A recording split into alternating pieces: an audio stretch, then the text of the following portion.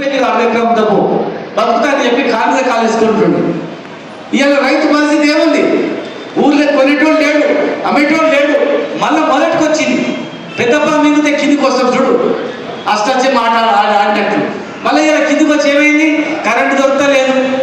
యూనివర్సిటీకి మళ్ళా చెప్పులు పెట్టి లైన్లు వచ్చినాయి. వెనకటి రోజులు ఆంధ్రప్రదేశ్లో ఎట్లయితే చెప్పులు పెట్టి లైన్లు నిలబడినామో ఇలా యూనివర్సిటీ కూడా దొరుకుతుందా? యూనివర్సిటీ దొరుకుతుందా? గట్టి చెప్పండి. యూనివర్సిటీ దొరుకుతుందా? దొరుకుతుందా? కరెంట్ ఉంటుందా? రోజు ఎన్నిసార్లు పోతుంది? ఎన్నిసార్లు పోతుంది? మరి రోజు 10 సార్లు కరెంట్ ఎట్లా పోతుంది? కేసీఆర్ ఉన్నప్పుడు కరెంట్ ఎట్లా వచ్చింది? కేసీఆర్ ఉన్నప్పుడు యూనివర్సిటీ సంస్థలు ఎందుకు నిండా ఉన్నాయి? కేసీఆర్ ఉన్నప్పుడు కల్తీ విత్తనాలు ఎందుకు బంద్ అయినాయి? కేసీఆర్ ఉన్నప్పుడు రైతులు ఎందుకు ఆత్మహత్య చేసుకోలేదు? కేసీఆర్ ఉన్నప్పుడు ఎందుకు పంటలు పడినాయి? టకాటకమని పైసలు ఎందుకు పడ్డాయి? టిక్కా ఎందుకు పడతలేవు? అలాగే చేయాలి. టికా అనేది పైసలు ఎందుకు పడతలేవు? టకాటకలు ఎందుకు పడ్డాయి? అలాగే చేయాలి. భూమి లేని ఒక పేద రైతు కూడా నాటేస్తే 1000 రూపాయలు ఇచ్చేది. ఇవాళ నాటేసే పరిస్థితి లేదు.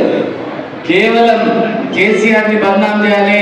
1,00,000 కోట్లు అంటే ఎవరు నమ్మలేదు రాబాయి. 1,00,000 కోట్లు అంటే ఎవరు నమ్మలేదు, మొత్తం ఖర్చు పెట్టినని అంటారు. ఇప్పుడు ఏం చేద్దాం? అవగాహన లేకుండా ఈయన ఇంజనీర్ అయ్యి ఈయననే మొత్తం రివ్యూ చేసినట్టే.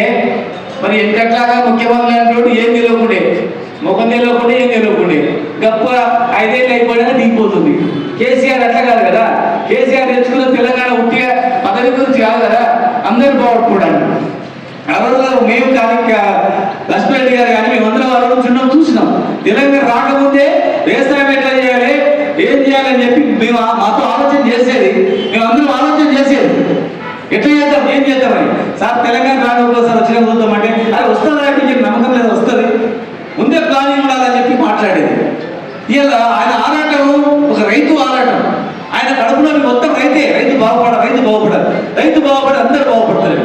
ఇవాళ రైతుని కోటీశ్వరం చేయాలని ఆలోచన చేస్తే ఇవాళ భూమి లేదని అనుకుండొచ్చు. మాకు భూమి లేదు కానీ భూమి లేకుండా నీవు ఇట్లా పోయొచ్చినామంటే నీకు ఎంత గౌరవం. అక్క, లక్ష్మక్క, రాములక్క ఆటో పెడతా, దాన్ని మాకి నాటేస్తారు, మా దగ్గర నాటేయాలి, నీ బాగా నాటేస్తావు. నీ కోడలు కూడా నా దగ్గరికి రావాలి, నీకు ఎక్కువ తగ్గకుండా సాయంత్రం కూడా మంచిగా కళ్ళు దాపుతా లేకపోతే థమ్స్అప్ దాపుతా అని చెప్పి ముచ్చిగా మాట్లాడేది.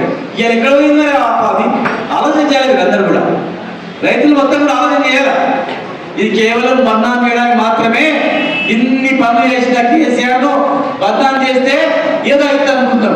కేటీఆర్ బదనాం చేయాలని చూసి అయిపోయింది. ఇప్పుడు కేసీఆర్ బదనాం చేయాలి. కేటీఆర్ బదనాం చేస్తే ఇక టీఆర్ఎస్ పార్టీలో కన్ఫ్యూజన్ అనుకుండొచ్చు. కానీ టీఆర్ఎస్ పార్టీ నాయకులు, టీఆర్ఎస్ పార్టీ కార్యకర్తలు నికాసైన కార్యకర్తలు మిగిలిపోయారు. నికాసైన నాయకులు ఇలా పార్టీలో ఉన్నారు. తెలంగాణ ఎట్లా కాపాడుకోవాలో తెలుసు, తెలంగాణ ఎట్లా తెచ్చుకోవాలో తెచ్చుకున్నారు. ఇలా మైనార్టీలు కానీ, దళితులు కానీ, ఎస్సీలు కానీ, ఎస్టీలు కానీ, బీసీలు కానీ, ఓసీలు కానీ ప్రతి ఒక్కరికి గుర్తొచ్చేది 10 సంవత్సరాల మన పరిపాలన గుర్తుపెట్టుకోండి. ప్రతి ఒక్కరు ఇలా దిక్కుతోచే స్థితిలో ఉండరు.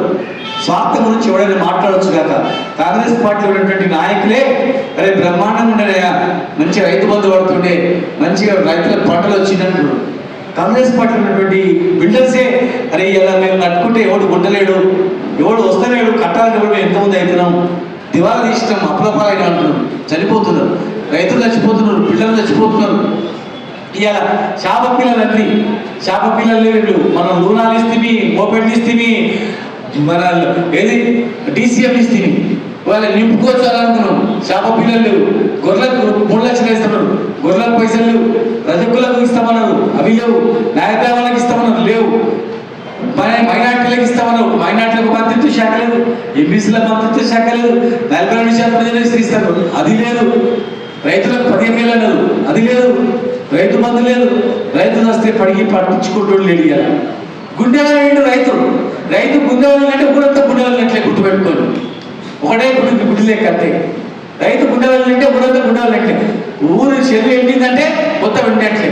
ఇవాళ మన జిల్లా నేను లక్ష్మణరెడ్డి గారు 100కు 100% 90% కంప్లీట్ అయింది. పాలమూరు జిల్లా ప్రాజెక్ట్ కేవలం 10% కంప్లీట్ కావాలి. కాలువలు తోటే అయిపోతుంది.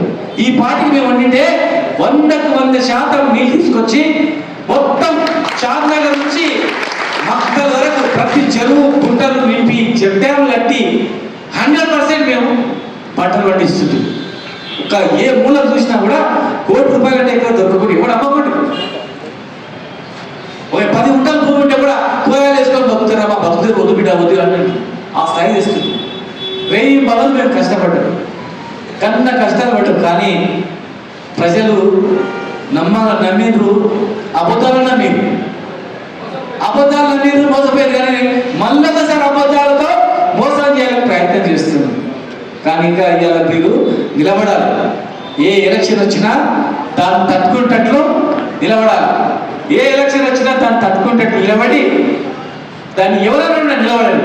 అరే మళ్ళీ కారు గుర్తు వస్తేనే పేద ప్రజలకు న్యాయం దొరుకుతుంది. గుర్తుపెట్టుకుని ఇలా పేదలు బాగుపడాలన్నా, మహిళలు బాగుపడాలన్నా, మహిళలు సంబంధ వర్గాలు బాగుపడాలన్నా ఇలా మళ్ళీ కేసీఆర్ రావాలి.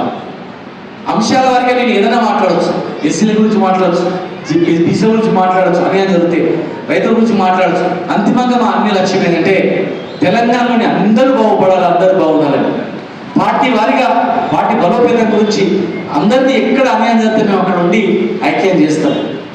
కానీ మీరు ఎలక్షన్లో ఏం చెప్పిర్రు, ఏమైతుంది, ఏం అయితే లేదండి ప్రజల దృష్టికి తీసుకెళ్ళాలి. ప్రజలను చైతన్యవంతులం చేయాలి. ఖచ్చితంగా భవిష్యత్తు మళ్ళీ మేము వస్తాం, మన పార్టీ వస్తుంది, మళ్ళీ మిమ్మల్ని అన్ని రకాలుగా కాపాడుకుంటాం. ఈ హైదరాబాద్ తర్వాత ఈ తెలంగాణలో ఏ ఊరు ఉందా అంటే హైదరాబాద్ తర్వాత మహబూబ్నగరే బ్రహ్మాండంగా ఉంది. బతకాలంటే మహబూబ్నగర్ పోవాలి. ఇక్కడ పోలేపల్లిలో, ఇక్కడ డ్యూటీపల్లిలో, లేకపోతే రేపు హన్వాడలో, లేకపోతే మహబూబ్నగర్ ధర్మపూర్లో, లేకపోతే అన్నీ కూడా అక్కడ చిన్న దున్న పెట్టుకున్నా భక్త ప్రాణట్లు గ్యారంటీగా మేము చేస్తాం. మా మాట నమ్మండి. మాకు వేరే ఎజెండా లేదు, మాకు ఏమి లేదు. మా ఎజెండా ఉత్తమం ఏంటంటే మహబూబ్నగర్ నుంచి ఒక్కడు వలస పోవద్దు, ఇక్కడనే అన్నీ ఉండాలి. అందుకే మేము ఇక్కడ అన్ని తెచ్చినాం. మెడికల్ కాలేజీలు తెచ్చినాం, నర్సింగ్ కాలేజీలు తెచ్చినాం, 60, 40, 50 గురుకులాలు తెచ్చినాం, మైనార్టీ గురుకులాలు తెచ్చినాం, డిగ్రీ కాలేజీలు తెచ్చినాం, ఇండస్ట్రీస్ తెచ్చినాం, హాస్పిటల్ బ్రహ్మాండంగా చేసినాం. ఆరోగ్య శాఖ మంత్రి ఉన్నప్పుడు ఆయన చేసిండు, తర్వాత నేను మంత్రిగా ఉన్నప్పుడు నేను చేసిన